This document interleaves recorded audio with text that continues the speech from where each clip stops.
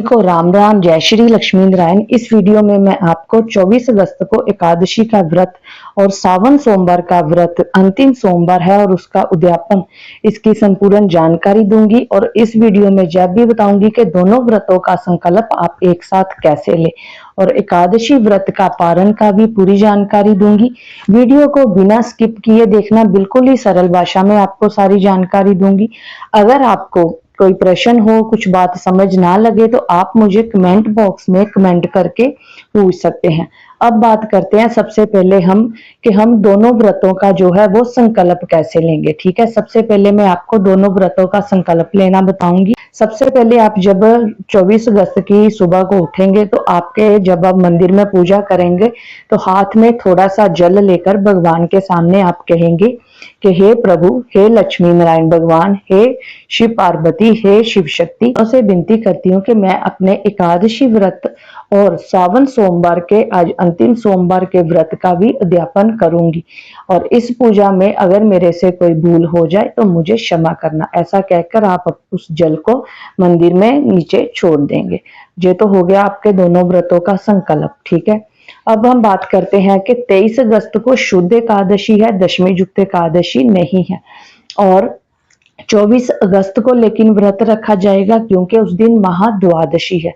शास्त्रों में लिखा है कि जब एकादशी के अगले दिन महाद्वादशी आ जाए तो उसका जो एकादशी रखने का फल है ना, उस एकादशी को अगर हम महाद्वादशी युक्त एकादशी को रखते हैं तो 1000 एकादशी व्रत करने के समान जो फल मिलता है वो महाद्वादशी पर एकादशी का व्रत करने से मिलता है।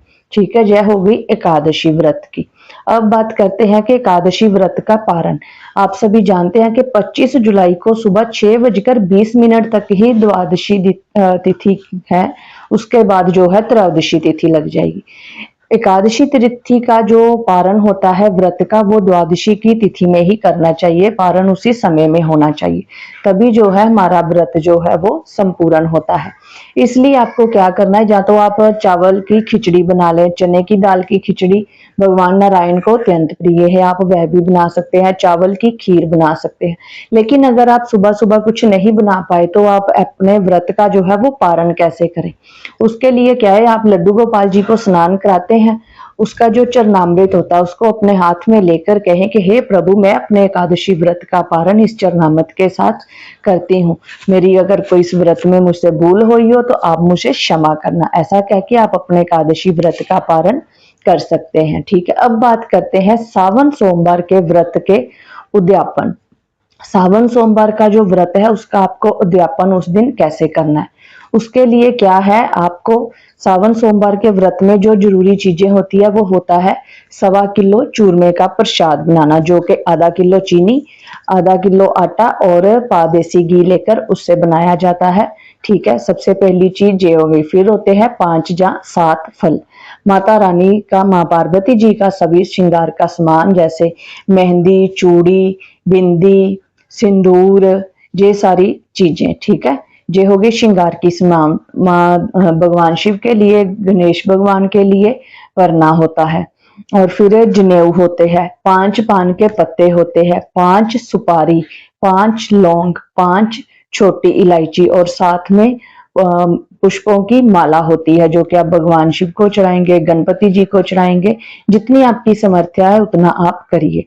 और इस जो अंतिम सोमवार है इसके लिए मैंने एक डिटेल में वीडियो बनाई हुई है, ऊपर उसको देख लेना चैनल पर जाकर, कि अंतिम सोमवार कौन सी 5 चीजें चढ़ाए जिससे आपको अनंत गुना पुण्य जो है वो प्राप्त हो।